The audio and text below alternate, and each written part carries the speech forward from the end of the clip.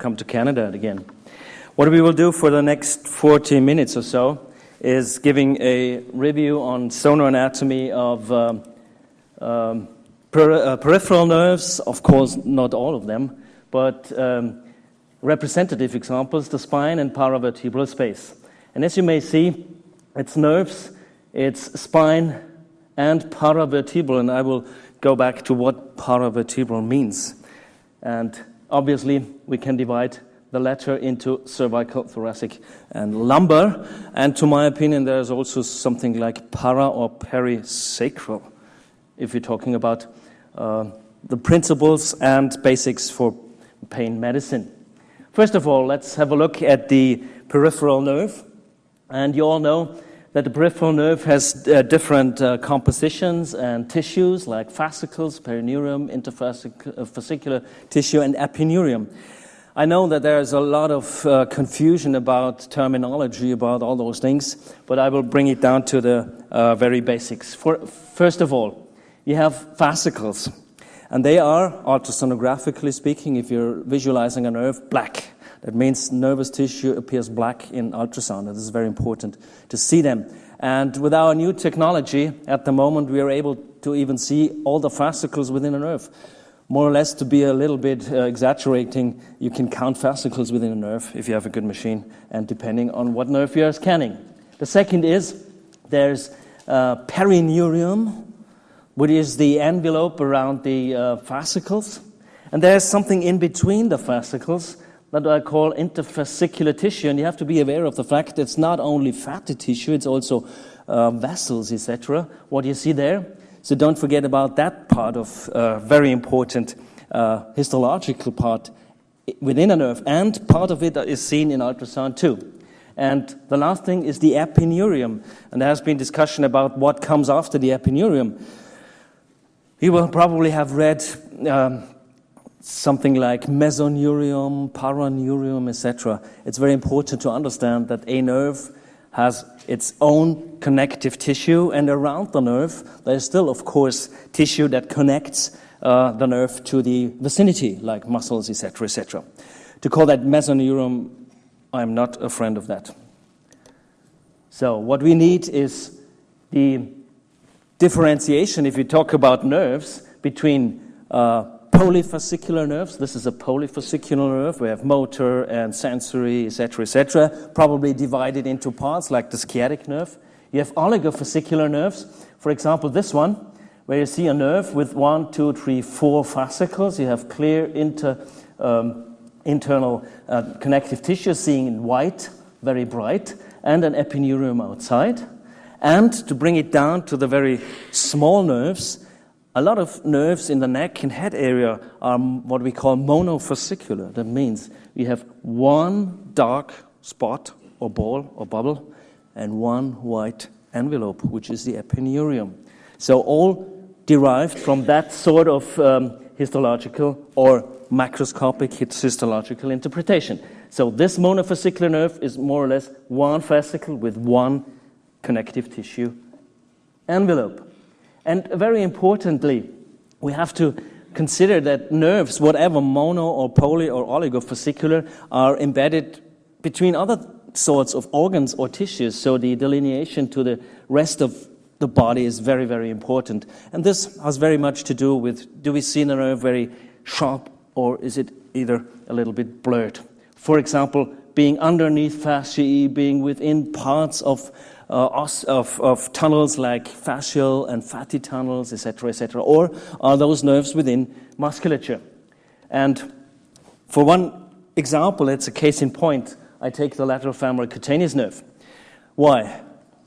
You also can read it in my syllabus because it's probably one of the nerves that is one of the most variable nerves as far as the course is concerned.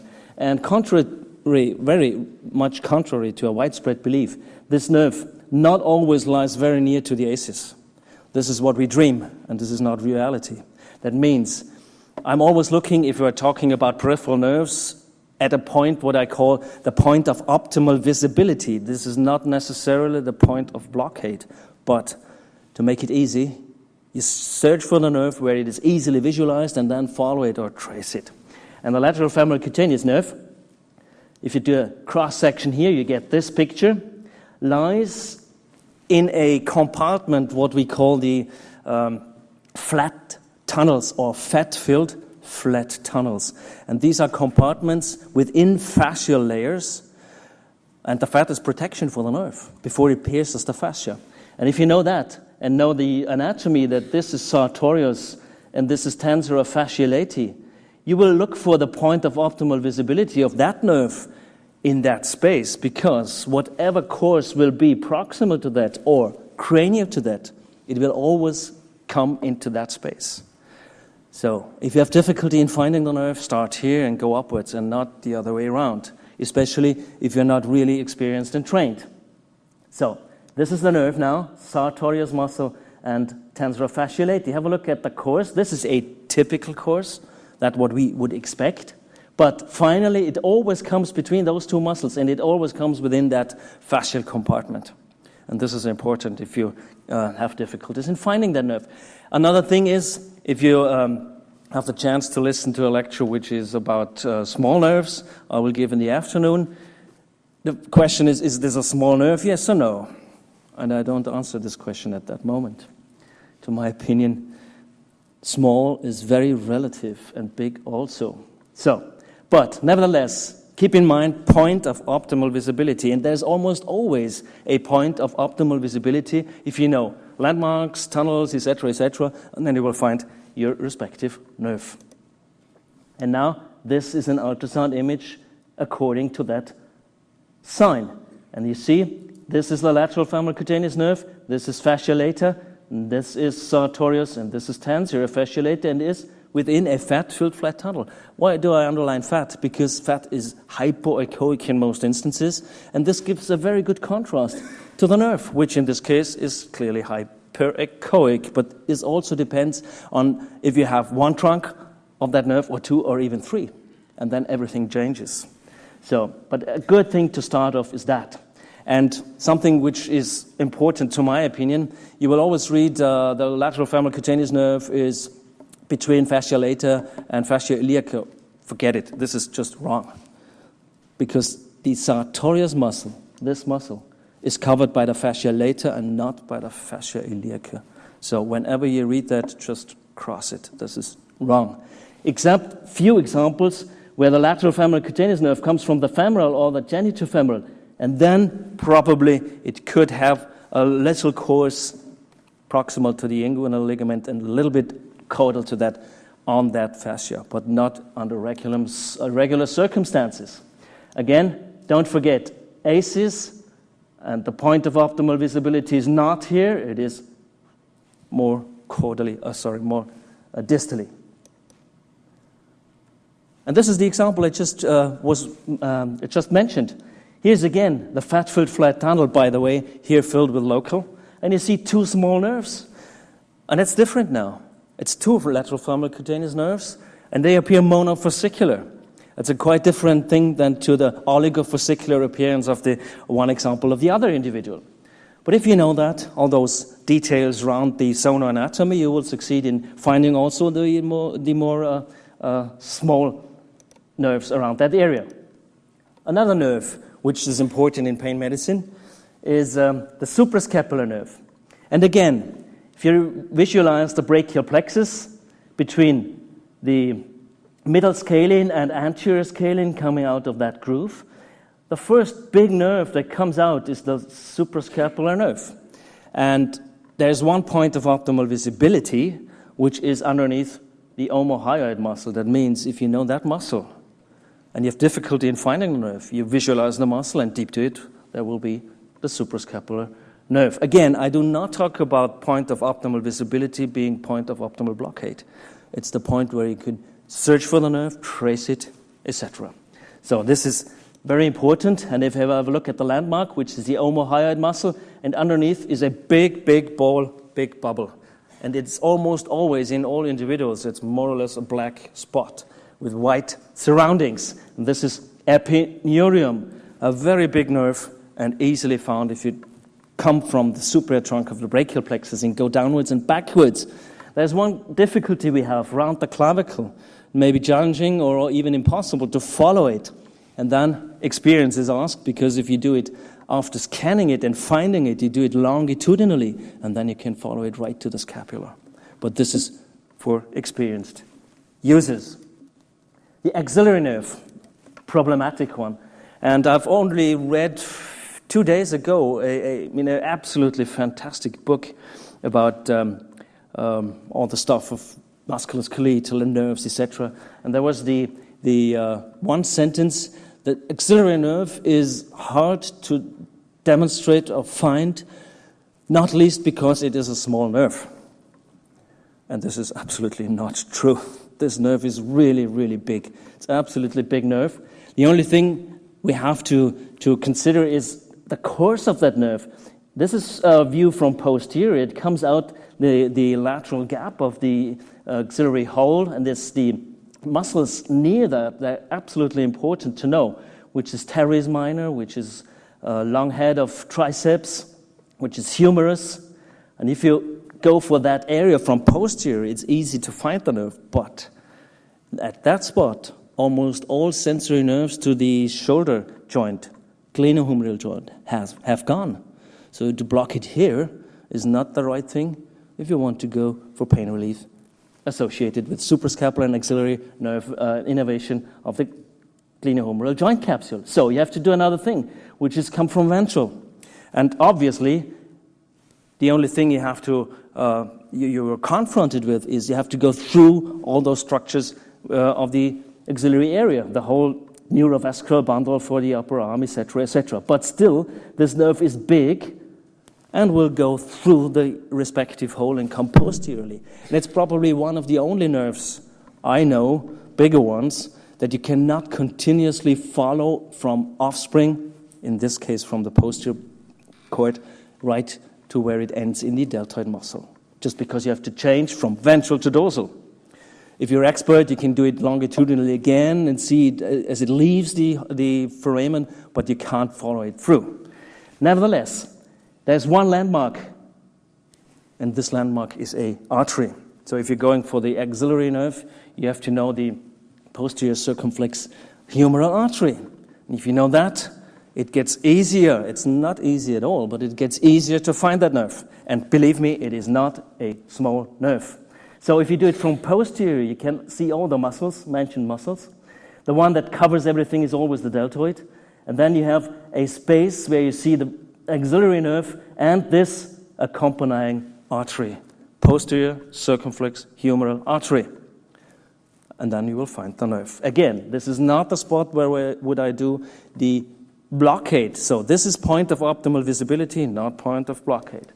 Going to the ventral area, which is medial to the latissimus dorsi anterioris major muscle, you will see that this nerve is really, really big, and it is adjacent to that vessel I mentioned. But if you have a look at the pattern of that nerve, it gets very clear that this is a peripheral nerve. And you see the epineurium, you see all the bubbles, which is fascicles, you see the perineurium, etc. What is the difficulty we are facing? The difficulty is, contrary to this drawing, in the real situation, the whole axilla is filled with fat. And in some individuals, it's very, very hard to differentiate the nerve from fat, and the other way around. That is our challenging thing we face when we do a trans-axillary approach. And one of the tricks is to do elevation, like I showed to you now. And if you do that, and if this is possible, it gets easier to visualize the axillary nerve. Another nerve important, as far as we're talking about pain, is the greater occipital nerve. And this greater occipital nerve needs background to visualize. That means you have to know the cervical spine as a view from posterior. This is axis, atlas, and occipital bone. And this indicates what is the transducer position to visualize the nerve. But we need a landmark. There is no vessel landmark, but there is an ideal, muscular landmark. And this muscular landmark is the obliquus capitis inferior muscle. And if you know that constant topography, there's no variation, constant topography, that this nerve always curls around the inferior border of that muscle, you will find the nerve. That means this muscle, together with knowing the skeleton and the surfaces of bone, leads to the fact that you have lamina of two. Then you have a sort of gap, which means between atlas and axis. And then you have the obliquus capitis inferior muscle. And visualizing those typical landmarks like spinous process of axis, transverse process of atlas, seeing the muscle, and it will be on top. So, using landmark means knowing the best way to visualize a nerve. And this is obviously the point of optimal visibility. And again, if you're skilled, you could do it longitudinally, but it's not very easy. But it's possible in most instances. And covered the whole thing. Don't forget there's more than these muscles, the short neck muscles. It's the semi-spinalis capitis that covers the whole thing. And splenius and trapezius are the most superficial. And in many instances, you will also see the second dorsal root ganglion, which is deep to, meaning anterior to the obliquus capitis inferior muscle. And don't forget about this. What is this? This is vertebral artery. And if you shift your transducer a little bit more downwards, the lateral end, you have a beautiful picture of the vertebral artery, very, very close to the transverse process of atlas. So don't forget about that artery. Whenever you do scans around the neck area, ventral or dorsal or lateral, don't forget about the vertebral artery. Next topic, if we talk about peripheral nerves, is the intercostal nerves. And from an anatomic point of view, you have to know that there's a big difference. If you want to visualize the nerves, you go medial to the costal angles, because the nerve is in between two ribs, intercostal. Whereas if you go laterally, it will near the inferior border of the upper rib of intercostal space. That means the nerve is no longer visible throughout. So this is point of optimal visibility. That means here, no nerve, and here, yes, you will find the nerve. But you see two layers of muscles, external and internal intercostals, quite in contrary, being medial to the angles. You have only one layer of muscles and one beautiful intercostal nerve. And if you have a close look at that, it is again the same thing. If you know the structure and pattern of a nerve, histological, macroscopical, you will know it in sonoanatomy. You have the nerve, you have the fascicles. It's a oligofascicular nerve in this case, and very beautifully seen. And this is pleura.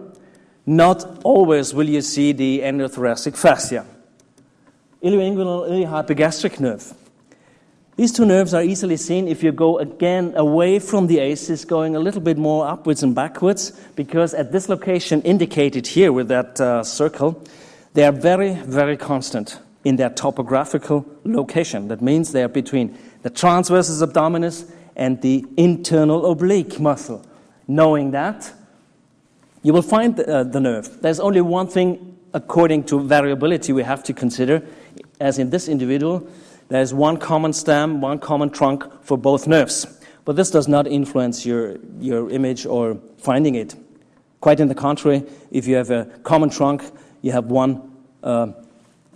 two nerves in one location. And point of optimal visibility is not at the aces. It's not at the aces because there's variability here. They have branched. They are small. If you move upwards and backwards, this was our question when we did our investigation.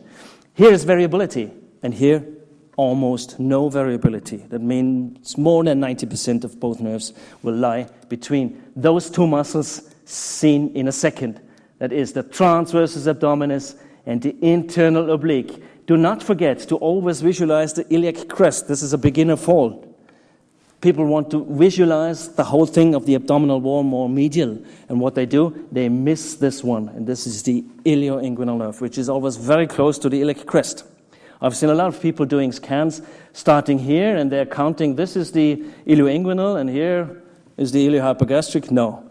If you see a nerve here, it's the subcostal nerve and not the iliohypogastric. So keep that in mind, landmark. Iliac crest, it's not the aces, it is iliac crest.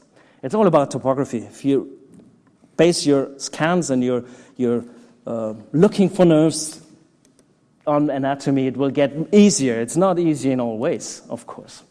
If you're looking for the pudendal, this is sacrum, This is iliac spine. Here's lateral, here's medial. You see the big gluteal muscle, gluteus maximus muscle.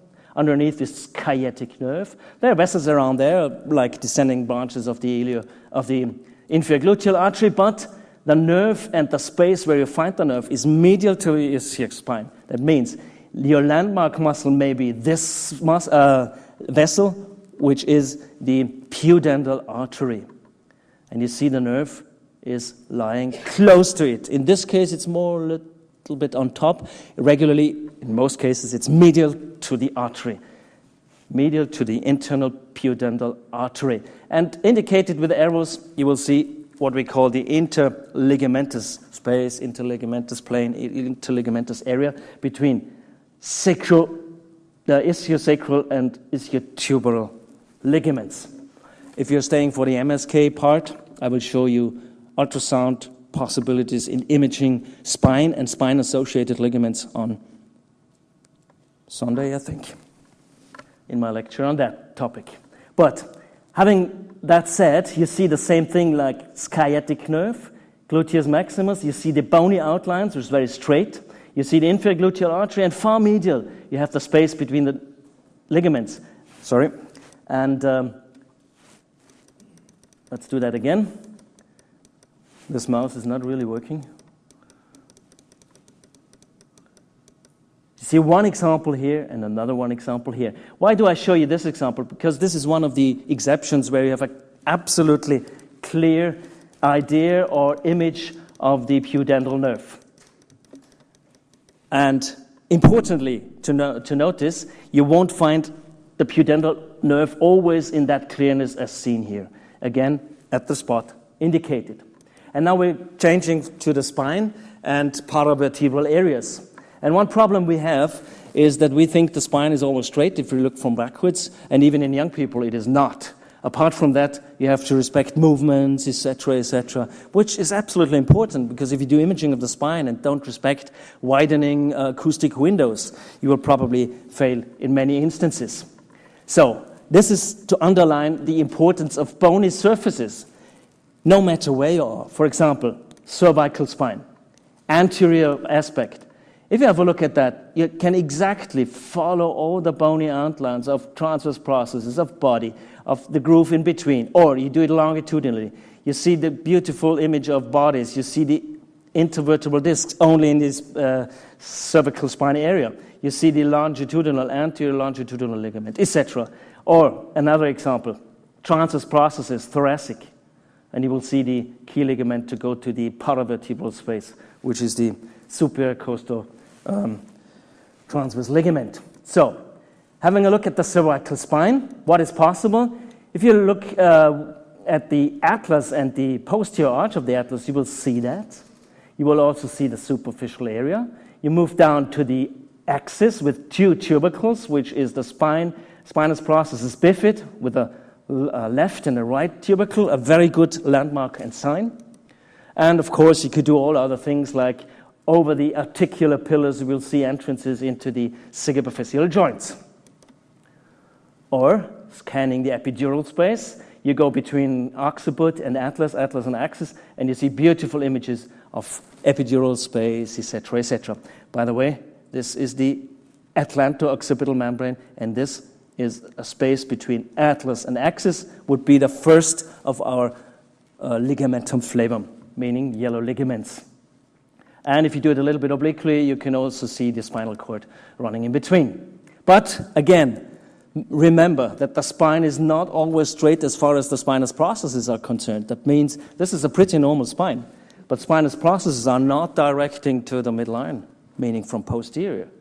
So, for example, if you want to go for ligaments, I'll show you that, as I said, you have to consider to be strictly between bony landmarks and not in the midline, necessarily. Again, the vertebral artery, don't forget about that. What's the relation to the short muscles of the neck? You see, it comes from the area of axis to atlas, and many individuals, it's really, really, how do you call that, like a serpentine, or it shows kinking and coiling, etc. But the torches, thank you, it is in close association with the obliquus capitis inferior muscle, and you will find it in that area. You could also do longitudinal scans. Again, let me underline, don't forget about that artery. You have seen this picture, and again, the greater occipital nerve. Cervical facets, the superficial joints, you have to know the anatomy. That means looking from backward, you have a wavy line. This is what you produce if you put your transducer on the lateral side. You see the wavy line here, and the gaps, meaning the superficial joints, depending on what you do on obliquity with your scan. Seen from posterior, you will see the entrances into, and even the third occipital nerve right on top of the superficial joint between 2 and 3.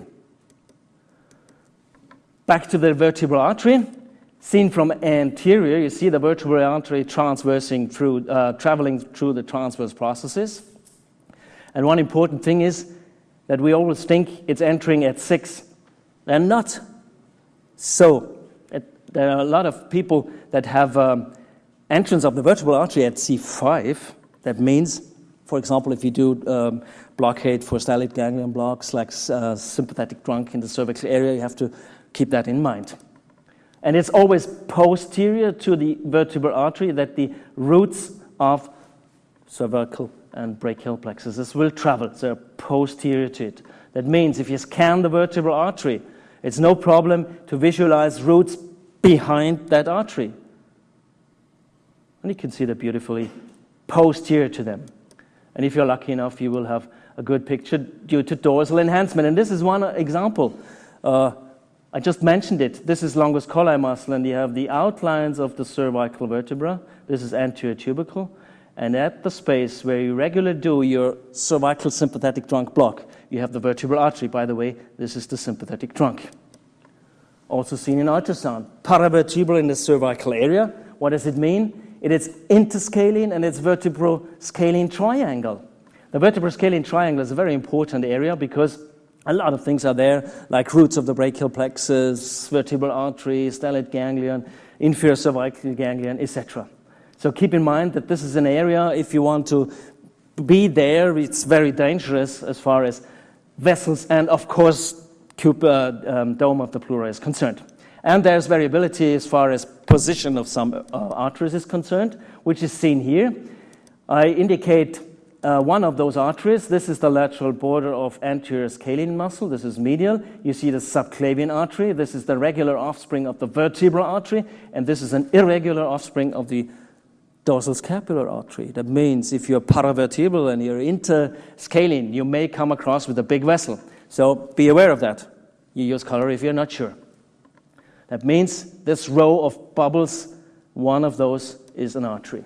If you go to the thoracic spine, you have to consider that width of the lamina exceeds width of the body. That means in the thoracic area, you could not go for the intervertebral foramen. You could not go for the thoracic part of that area, quite in contrast to the lumbar spine, as I will show you in a minute.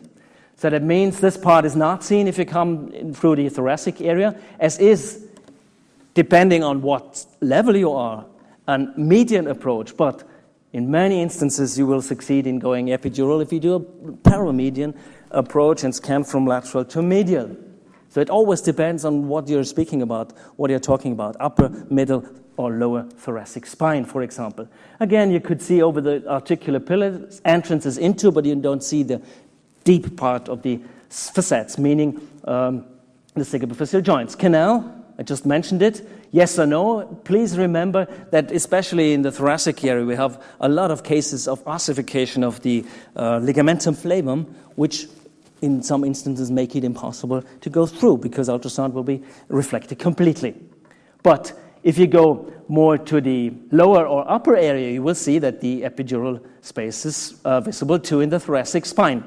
By the way, this is an example where you see the spinous process and transverse process at the transition zone to the lumbar area.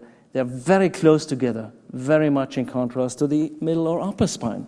So whenever you do scan spine or spine-associated spaces or whatsoever, you have to have a clear idea about the whole anatomy of the spine, I mean bone.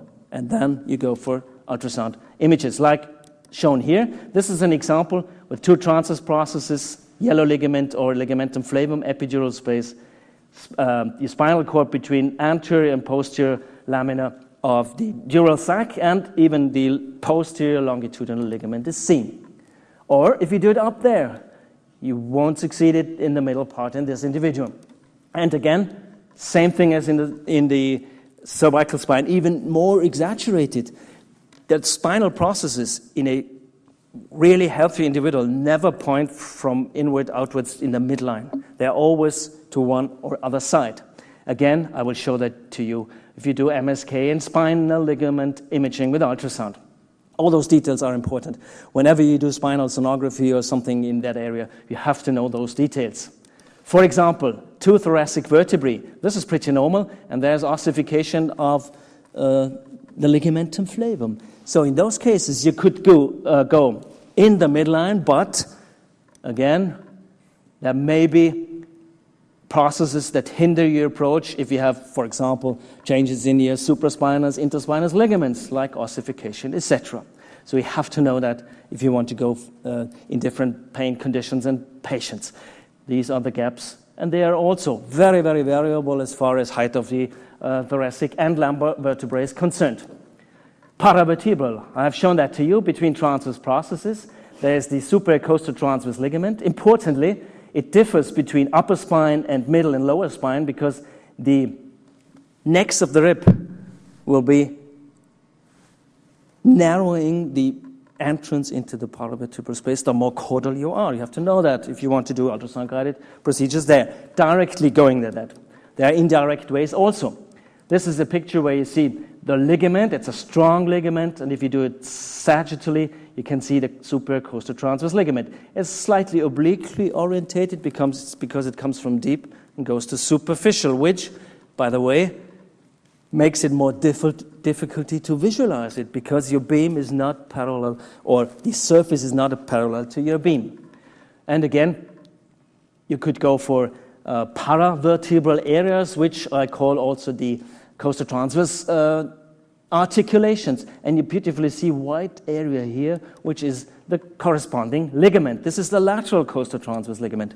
And a lot of pain is generated in this part of the spine and these articulations. So beautifully seen with linear probes in many, many people. Or if you do it that way, you could go an alternative approach to the paravertebral space, meaning that's the medial most part of the intercostal space. And lumbar, quite in contrast, width of the lamina is less than width of the bodies. That means in the lumbar area, of course you could go for foramina, discs, intervertebral discs, etc. So much more is seen compared to the thoracic spine. And if you go for the facets or superficial joints, remember they differ in one individual between sides. So optimal visualization is also dependent on your scanning skills, etc., etc. You beautifully see the entrance into this joint here, but remember variability as shown here. So this is another example, and you can even see the covering, very strong transverse lumbar ligaments in many cases, which is important if you deal with ligament-generated spine in that area, pain in that area. Keep in mind that what you see between two white lines is what we call not the real anatomic gap, it's the radiologic joint gap between bone. What you don't see is cartilage, and cartilage is more or less water, which means it is black. Don't forget about that. And bone surfaces, same thing. Why do we need bone surfaces? We need it to get to the spot where we do a medial branch block, so they're ideal landmarks to find the right space, the right spot to go for the medial branches. Of course, you control that with a longitudinal scan and see if you're at the upper or lower border. And vertebral canal, of course, it's one of the domains if you go ultrasound guided into the vertebral canal. Don't go midline. One of the reasons is strong ligaments between spinous processes and superficial to spinous processes. A lot of ultrasound artifacts occur there. Again, I will point that out in my MSK lecture. But If you choose the right way, that means paravertebral. You will see all that. And do not forget lordosis. So you have to have the right position if you do lumbar spine epidural canal visualization. So open your windows. This is one example of the linear transducer between two spinous processes. You beautifully see interspinous ligaments, but you couldn't go deeper. Loss of energy, etc., etc. But if you do it paramedian, you will see the yellow ligament or ligamentum flavum, epidural space, dorsal dura. So vertebral canal is seen very beautifully, even the dural sac, epidural space, and ligamentum flavum again. And one of those most beautifully seen ligamenta is between sacrum and L5, because due to mechanical reasons, heavily loaded, it's the thickest of all our ligamentum flava. So we'll see it between sacrum and L5.